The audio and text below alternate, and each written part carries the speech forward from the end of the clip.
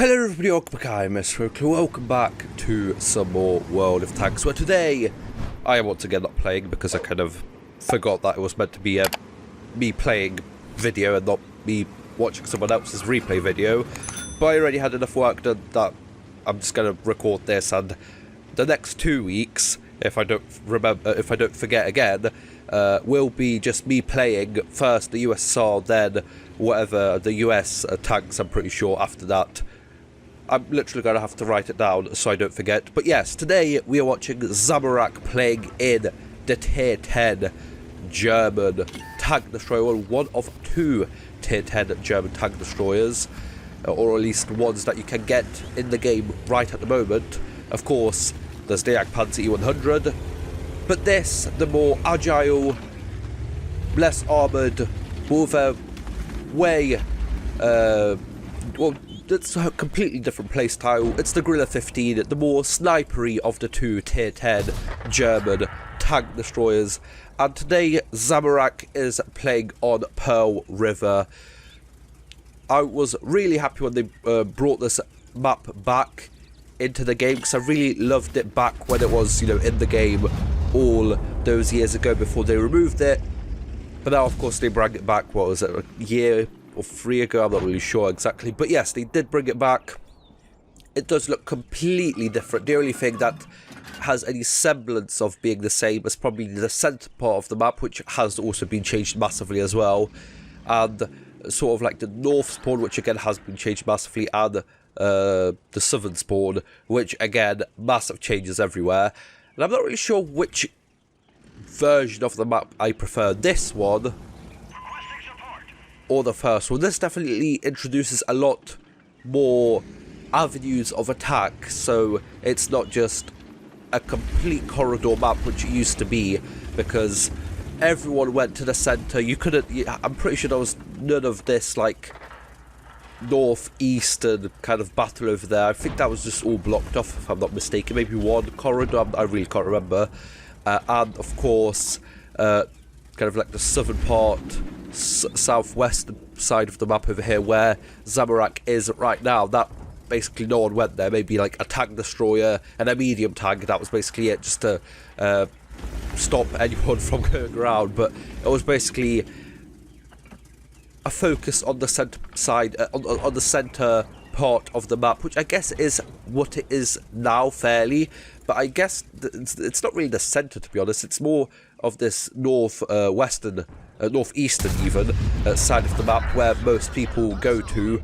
And of course, some people go down here where Zamorak is sniping from at the moment right now as well, with Zamorak putting in their first shot about 3 minutes into the game, into the Foch 155. Now this Manticore thinks he's being a little sneaky light tank, but he definitely isn't. So Zamorak knew and shut down the Manticore, as I'm not really sure what they were doing, but yes, they are dead. So Zamorak up to 1 kill, 1,000 damage, nearly 4 minutes into the game. Not really nothing, impressive at the moment. Nothing has really happened, a good little bit of a high roll on the TVP over there. All good stuff. Pushing forwards, helping his team over here, as the Manticore is trying to cap, or maybe it's the E4, it's actually both of them in the cap circle now, but yes, they're just going to cap. Oh, Zamorak nearly gets messed over by the gun traverse over there, but he manages to put the shot in, as whilst this tank is really accurate, its gun traverse and tank traverse is just absolutely terrible. You move slightly, or even when you come to a standstill, it takes so long to get down to that .29 or whatever it is, depends on how you equip this tank, dispersion at 100 meters, that even that you have like a 2.8 or even something smaller than that second aim time, it takes about 5 seconds or so to actually get that aiming circle down to a size that you can actually use and shoot tanks with good accuracy, as Zamorak gets unlucky over there, hits the T100LT in the tracks over there. That was just full on track. It literally just passed through the track, went into the ground, and the T100LT runs away. Actually manages to get the Manticore and E4 shut down with him kind of spotting them out. But that little bit of bad luck for Zamorak with the shell going into the track might be paid back to him sooner rather than later if you've seen the title or are patient enough to watch this video to the end, as that is a very nice shot. The Leopard 1, I think, using a manual fire extinguisher over there. I think that's one of the...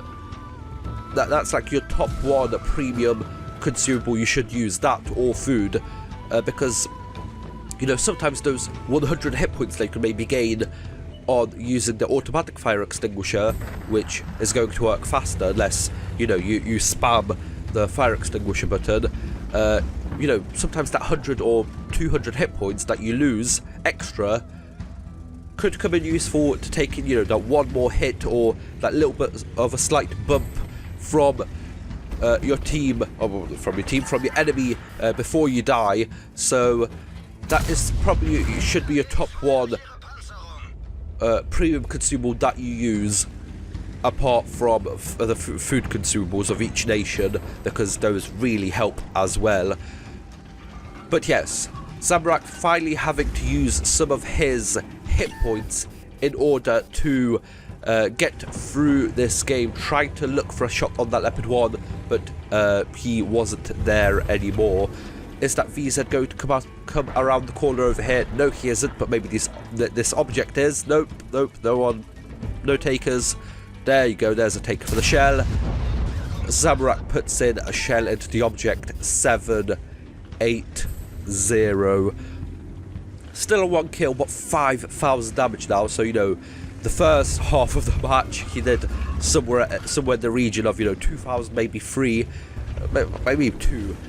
Now in the second half he's beginning off with, you know, a couple thousand damage, and he's definitely going to need to do a couple thousand more, as all of the remaining enemies have been spotted, and it's a 2 versus 5, and it's 1,400 hit points versus 5,700. So, you know, Zamorak has to put in a couple more shells. And is he going to start off with killing the Leopard 1? Yes, he is, as this tank has a fairly exceptional shell velocity, 1,200. You know, some medium tanks on the APCR have more, but this being AP shells, they're actually quite nice. 1,200.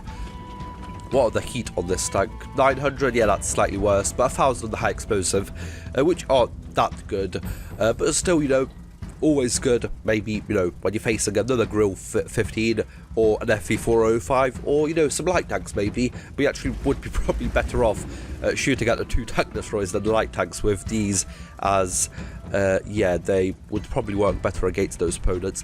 That BZ-75 is under a lot of pressure, and is probably wishing Zamorak puts in a shot into this object to kill him, to take some pressure off, and that's what Zamorak does. But whoever is coming around this corner now has done, well, something to help Zamorak, basically, as they go through the cap circle. First of all, the VZ-55, I'm not really sure, VZ-55, not really sure if that is the auto reloading gun or the standard gun, but if it was, he reloaded high explosive rounds, and luckily for Zamorak, he actually absorbed most of the damage without taking it, only 273, so that helps him out. But at the same time as Zamorak was hitting and destroying the VZ-55, the E3 went around the corner, took out the BZ-75, so that means Zamorak is in a 1 versus 2 now, and luckily for him, a bounce from the M60 and a tracking shot from the E3 keeps him in the game, puts in a shot into the M60. Is the M60 going to fire back? Well, he's looking at it. Another bounce from the M60. He would have been dead if both those M60 shells would have gone in. And of course, he would have died if that one E3 shell would have gone in. Or he would have died if that one M60 shell went in, followed by the E3 shell. But luckily for Zamorak somehow, the bad luck from tracking the T100 LT at the start goes round the back to help him out now with those 3 or 2 lucky bounces, which must have gone into the gun or something, and that one lucky tracking shot from the E3 means that Zamorak is still in this to win it. Now he has to put in 2 shots into the E3 if he doesn't set him on fire or gets to Zamorak, and the E3 has to basically just whiff a shot at him in his direction and he dies, especially with high explosive, and that would kill him. Now Zamorak is being smart about this. He is using the mobility of the Grille 15 to go around the E3, as basically the E3 is telling Zamorak where he is. And now that Zamorak has gone around the corner and has seen that E3 isn't just over there, that leaves Zamorak into believing that the E3 is probably somewhere around this corner over here, or more likely maybe over here, going to around the corner to see if Zamorak is somewhere over there, as I have to get that back. There we go. And I have kind of messed up the replay a little bit, but there you go. The E3 was actually over there, had a shot set up if Zamorak would have gone from the middle. So luckily that Zamorak went around, completely around, took 1 shot out of the E3, so now they are both 1 shots for each other, which was a huge play by Zamorak, which means that basically the next shell, the first person, the next person who fires the first shell and penetrates it is going to win. Uses the mobility of the Gorilla 15 once again to the highest regards, goes around the corner, surprises the E3 once again, and takes out a massive game for the Gorilla 15 and for his team. Let's look at the post-game stats and let's see how well Zamorak did in this game. So as we see over here, Zamorak in the Gorilla 15 picks up the ace tank, the high caliber tank, the tank sniper and the top gun for picking up 10,156 damage with the 6 kills, 1,396 base experience.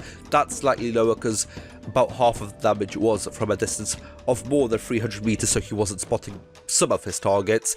But still, what a game to take down, and even earning 100,000 credits profit with the premium account and some battle payments and missions payouts. So I hope you guys enjoyed this absolutely brilliant replay from Zamorak. And of course, as I said, if I don't forget once again, the next 2 Saturday videos should be me playing once again. First in the best of USSR tanks, then whatever, I think the best of USA tanks, I'm not really sure. But for now, that is good. So if you guys enjoyed, like, share, subscribe. See you guys next time. Bye bye.